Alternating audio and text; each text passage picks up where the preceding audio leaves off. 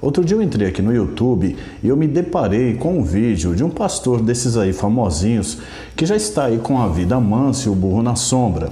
Eu não vou falar aqui o nome porque não convém, não vem ao caso. Até porque é o que mais tem aqui no YouTube. Pastores e pregadores pregando o evangelho da paz, da prosperidade e das bênçãos materiais. Um evangelho que promete tudo o que a tua carne deseja, mas que deixa o seu espírito com fome e sede.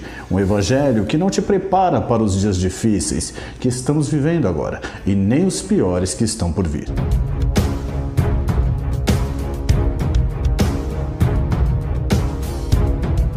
A paz de Deus e do nosso Senhor Jesus Cristo seja na sua vida. Bem, nesse vídeo, esse pastor, ele parecia se sentir incomodado porque o número dos eleitos que estão acordando para a verdade das Escrituras está aumentando. O número de pessoas em todo o mundo que estão atrás da verdade do Evangelho que liberta e prepara, está subindo, graças a Deus. Os olhos de muitos têm se aberto e as pessoas têm percebido que conhecer a verdade não dá medo como eles tentam te passar. Ao contrário, a verdade liberta do medo e do engano. Por isso Cristo advertiu que conhecereis a verdade e a verdade vos libertará. E nesse vídeo, esse pastor, ele começou a falar de muitos que estão pregando o medo e o caos e que estão colocando medo nas pessoas.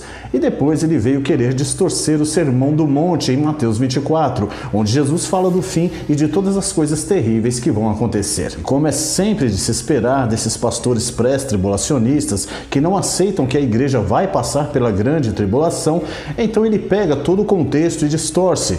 Resumindo, esse pastor disse que muitos pregadores que pregam colocando medo nas pessoas usam muito Mateus 24. E aí ele diz que esses eventos não é para a igreja, mas para os judeus. E então ele usa Mateus 23 para justificar que todas essas coisas que Jesus disse em Mateus 24 foram para os judeus e não para a igreja. Enfim, é aquele mesmo blá blá blá de sempre. O mundo está aí acabando, está despencando e esses homens que visam mais o dinheiro com o evangelho de bênçãos e prosperidade, eles continuam pregando uma falsa realidade e uma falsa paz que não existe e nem vai existir antes da volta de Cristo.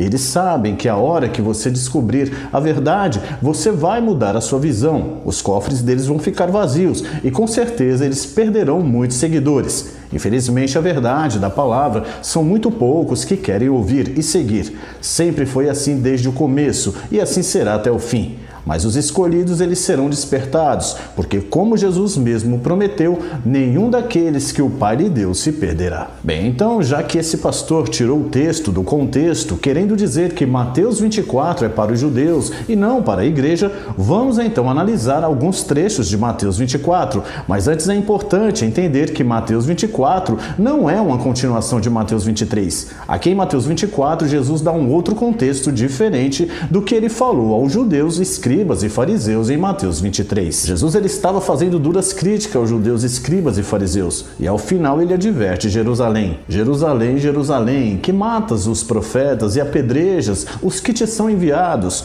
Quantas vezes quis eu ajuntar os teus filhos, como a galinha junta os seus pintos debaixo das asas, e tu não quiseste.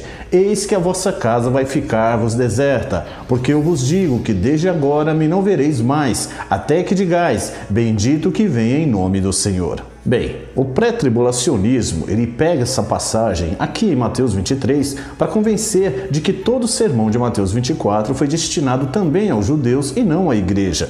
Para eles, seria uma continuação, vamos dizer assim. Mas agora que entendemos que Mateus 23 foi voltado aos judeus, vamos analisar Mateus 24 detalhadamente e ver se Jesus profetizou todos esses acontecimentos apenas para os judeus ou se a igreja também foi incluída nas profecias de Jesus em Mateus 24. E quando Jesus ia saindo do templo, aproximaram-se dele os seus discípulos para lhe mostrarem a estrutura do templo. Jesus, porém, lhes disse: não vedes tudo isso? Em verdade vos digo que não ficará aqui pedra sobre pedra que não seja derrubada. E estando assentado no Monte das Oliveiras, chegaram-se a ele os seus discípulos em particular, dizendo: dize-nos quando serão essas coisas e que sinal haverá da tua vinda e do fim do mundo. Aqui Cristo ele já já tinha saído do templo e já tinha terminado o seu discurso contra os judeus, escribas e fariseus. Aqui já era um momento dele com seus discípulos, onde ele foi questionado acerca do fim do mundo e da sua volta.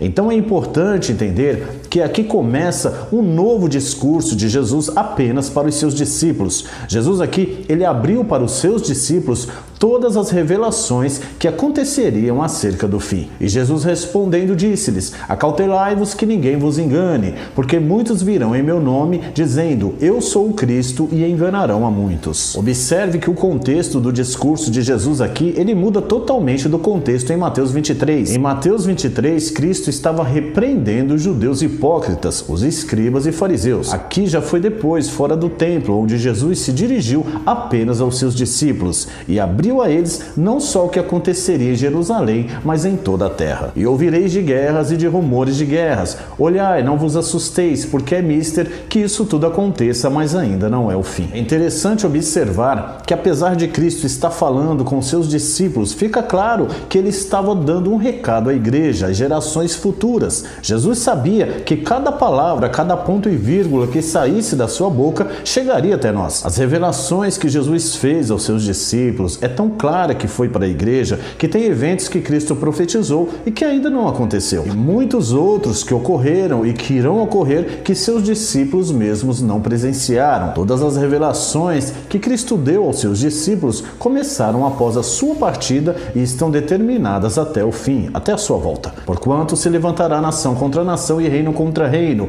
e haverá fomes e pestes e terremotos em vários lugares, mas todas estas coisas são o princípio de dores. Porquanto se levantará nação contra nação e reino contra reino. Veja aqui que Cristo, ele não foca apenas em um ponto em seu sermão. Aqui ele não poderia estar falando só aos judeus ou só de Jerusalém. Ele se referiu a todas as nações da terra, a todos os reinos. É importante observar que o sermão de Cristo aqui em Mateus 24 não está ligado ao discurso de Mateus 23, mas é uma longa resposta à pergunta que seus discípulos fizeram acerca da sua vinda e do fim do mundo. Então Cristo, ele abriu aos seus discípulos todos os acontecimentos que envolveriam não só a eles, mas toda a terra e com certeza a igreja. Um outro ponto é que quando Jesus se refere aos seus discípulos, ele os compara à igreja, porque existiriam situações que os seus discípulos não passariam em um futuro distante, mas a sua igreja, os seus eleitos, iriam passar. Então vos hão de entregar para seres atormentados e matar-vos-ão, e sereis odiados de todas as nações por causa do meu nome. Nesse tempo muitos serão escandalizados e trair-se-ão uns aos outros, e uns aos outros se odiarão. Todos eles foram atormentados e muitos mortos. Eles foram odiados e perseguidos pelo amor de Cristo.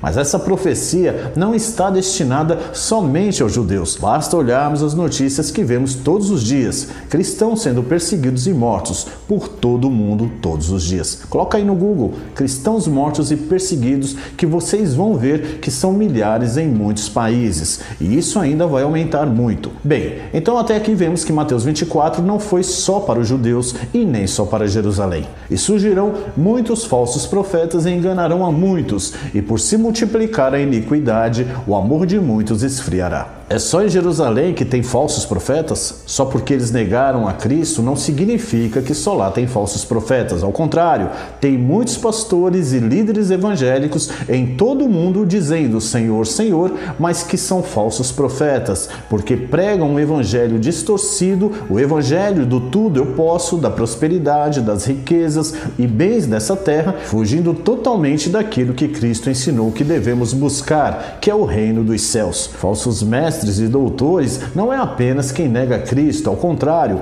os que mais falam de Cristo são os que mais o negam, porque não pregam a verdade. Pregam um evangelho sem contexto e sem fundamento, um evangelho pautado em teologia humana, que mais confunde do que explica. Não seguem apenas o que as Escrituras e o Espírito Santo mostra, antes distorcem textos e versículos de acordo com o seu próprio entendimento. É querer dizer o que Cristo não disse, é acrescentar onde Cristo não falou, é diminuir o que Cristo disse. Esses são falsos profetas, porque falam em nome de Jesus, mas não pregam a verdade que Jesus pregou. Se os homens que pregam a verdade colocam medo nas pessoas, então Cristo também, ele colocou colocava, porque Mateus 24 é para todos, inclusive para a Igreja de Cristo. A observação que eu queria fazer aqui é que tem pastores que, quando vê que seus seguidores eles estão abrindo os olhos porque estão enxergando a verdade, eles sempre vêm com aquele discurso dizendo que nós colocamos medo. Pois bem, se pregar o que Cristo pregou, falar o que Cristo falou é por medo,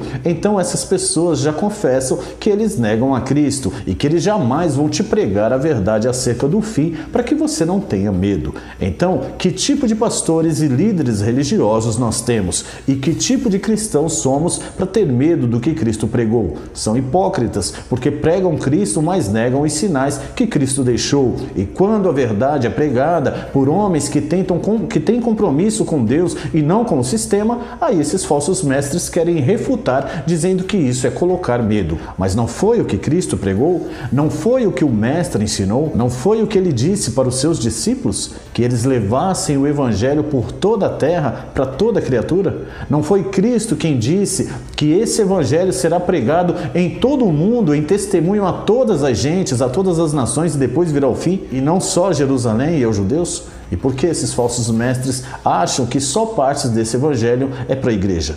Será que são os que pregam a verdade que muitos rejeitam, que estão errados? Ou aqueles que pregam que tudo vai ficar a mil maravilhas e que você não precisa se preocupar? Meditem. O Senhor Jesus Cristo, há mais de 2000 anos atrás, ele já preparava a igreja acerca do fim. Todo o sermão profético de Mateus 24 foi uma grande revelação que Cristo fez para que os seus eleitos se preparassem. Paulo admoestou também a igreja sobre a volta de Cristo, sobre a chegada do anticristo, sobre a perseguição contra os cristãos. Cristo disse que a perseguição ela seria global. Este evangelho do reino será pregado em todo o mundo, em testemunho a todas as nações, e então virá o fim. Jesus fala aqui a nível global e não apenas aos judeus e a Jerusalém. João profetizou sobre a besta, sobre o falso profeta, sobre o anticristo, sobre o martírio de muitos da igreja na grande tribulação. Cristo profetizou que os poderes dos céus serão abalados, que o sol se converterá em trevas e a lua em sangue antes da sua vinda. E somos nós que colocamos medo?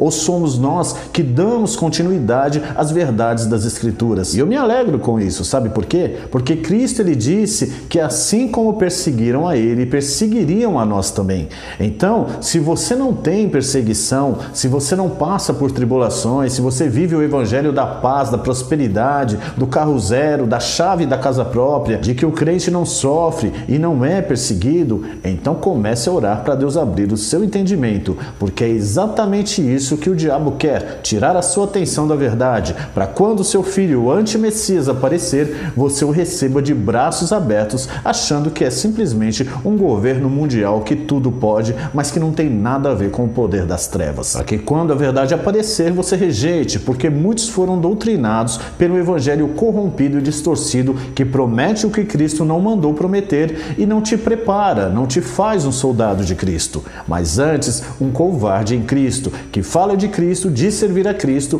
mas tem medo de ouvir a verdade. Esses falsos mestres são assim, enchem o seu rebanho de mentiras e vaidades espirituais, distorcem a palavra, mudam o contexto e quando a verdade aparece, eles simplesmente aparecem dizendo que isso é por medo. Realmente, a verdade das Escrituras dá medo, mas dá medo no crente que aprendeu a mentira, que viveu até hoje no engano, que só aprendeu que precisa dizimar e dar coletas para que Deus retribua 10 vezes mais. Esses têm medo de ouvir a verdade. O crente que só ouve que Deus manda te dizer que vai ficar tudo bem, que essas coisas não é para a igreja, esse tem medo. O crente que está acostumado a viver de campanha, esse tem medo. Hoje muitos cristãos têm medo de ouvir a verdade das Escrituras, porque foram criados apenas com leite, assim como Paulo fez com muitos de seus discípulos, porque eles não estavam preparados para ouvir a verdade. Eu, irmãos, não vos pude falar como a espirituais, mas como a carnais, como a meninos em Cristo. Com leite vos criei e não com carne, porque ainda não podíeis, nem tampouco ainda agora podeis, porque ainda sois carnais, pois havendo entre vós inveja, contendas e dissensões, não sois porventura porventura carnais e não andais segundo os homens? Hoje, quando se fala do fim de todas as coisas, os falsos mestres aparecem tentando, com seus falsos discursos, desviar seus membros de conhecer a verdade, porque uma vez que se conhece a verdade, você é liberto e liberta do engano, e uma vez liberto, você não volta mais ao vômito de antes. Em outras palavras, a verdade do Evangelho para esses falsos mestres significa um grande prejuízo milionário para os seus templos e seus bolsos. Vivo eu, diz o Senhor Deus, que porquanto as minhas ovelhas foram entregues à rapina, e as minhas ovelhas vieram a servir de pasto a todas as feras do campo, por falta de pastor, e os meus pastores não procuraram as minhas ovelhas, e os pastores apacentaram a si mesmos, e não apacentaram as minhas ovelhas. Portanto, ó pastores, ouvi a palavra do Senhor. Assim diz o Senhor Deus: eis que eu estou contra os pastores, das suas mãos demandarei as minhas ovelhas, e eles deixarão de apacentar as ovelhas. Os pastores não se apacentarão mais a si mesmos, e livrarei as minhas ovelhas da sua boca, e não lhes servirão mais de pasto, porque assim diz o Senhor Deus: eis que eu mesmo procurarei pelas minhas ovelhas e as buscarei. O Eterno está tirando os seus eleitos das mãos de homens que escondem a verdade e pregam a mentira. É tempo de adorar a Deus em espírito e em verdade, e buscá-lo, conhecê-lo em espírito e face a face. A verdade não dá medo, mas liberta. Só tem medo quem vive no engano. A verdade, ela não assusta, ela prepara, capacita, dá força e coragem para você se armar espiritualmente contra as armadilhas do adversário. Se os falsos mestres afirmam que pregar a verdade é por medo nas pessoas, então eles devem achar que Cristo foi o maior terrorista de todos os tempos. Meditem em Mateus 24, em 1 e 2 aos Tessalonicenses, leiam Apocalipse, continuem acompanhando os vídeos aqui, que com certeza sua mente vai abrir e o medo vai embora. E ao contrário do que os falsos mestres ensinam, ao invés de um covarde, de um cristão medroso, você se tornará confiante, forte e firme nas promessas de libertação do Senhor Jesus. Para ser liberto, é preciso conhecer a verdade, continuar dormindo um sono espiritual. Um evangelho dos braços cruzados só vai fazer você perder tempo e não estar preparado e preparada quando o anticristo for revelado. Lembrem-se, quem peleja por nós é o Senhor Jesus Cristo. Portanto, nós não temos o que temer. A verdade liberta, mas o engano te adormece e te impede de conhecer e se revestir das armaduras espirituais. Medite nisso. Um exército ele é formado por homens valentes e de coragem, não é mesmo? E como que esses homens são treinados? Como que eles perdem o medo? Sendo ensinados que vão passar pela guerra sem dor e sem morte? Não. Eles são ensinados que serão poupados da guerra na hora que ela acontecer e que eles não participarão? Não. Eles são enganados por seus generais e superiores, dizendo que vai ser fácil e que todos serão poupados? Não. Eles conhecem a verdade, eles sabem o que lhes espera, eles sabem que podem voltar, mas também podem não voltar. Eles são treinados não com palavras mansas e nem com falsas promessas. Eles são treinados com gritos, com palavras duras e com a verdade do que lhes espera caso eles não se preparem. Assim fez o Senhor Jesus, disse a verdade acerca do que vai acontecer antes da sua vinda e ensinou a igreja a se preparar, mas também a confiar no seu poder, exatamente para que os seus eleitos aprendessem a confiar e não a temer. Mas os falsos mestres do Evangelho, paz e amor e dinheiro, esses não estão preparados para isso e nem preparam o seu rebanho. Cristo, ele é amor, ele é misericórdia, mas também ele é guerreiro, ele é valente, ele nunca foi frouxo e nem medroso, assim como seus discípulos também foram depois dele. Agora hoje, quando se prega a verdade que Cristo e seus apóstolos pregaram, aí aparece aí os falsos mestres dizendo que isso é por medo nas pessoas. O problema é que muitos cristãos não querem compromisso com a verdade, não querem ler as escrituras, preferem comer da boca do que seus pastores falam sem ao menos se questionarem, e aí que entra o engano de um evangelho distorcido que não edifica, mas só serve para acovardar o crente e acreditar que a perseguição e provação não é para eles. Infelizmente, muitos vão perecer por não terem conhecido a verdade, mas ainda dá tempo. Se apegue às escrituras, leia a Bíblia, ouça, procure pela verdade, e com certeza você será liberto e liberta de tanta cegueira espiritual que os templos espirituais e alguns falsos mestres famosos famosos têm te ensinado. Esse é o vídeo de hoje. Eu peço que você deixe aí o seu like e compartilhe esse vídeo com os seus amigos e em suas redes sociais. E se você desejar receber uma notificação em seu celular todas as vezes que eu postar um novo conteúdo aqui no canal, é só se inscrever e ativar o sininho em todas, conforme mostra a animação abaixo do vídeo. Que Deus abençoe a sua vida, a sua família e até o próximo vídeo.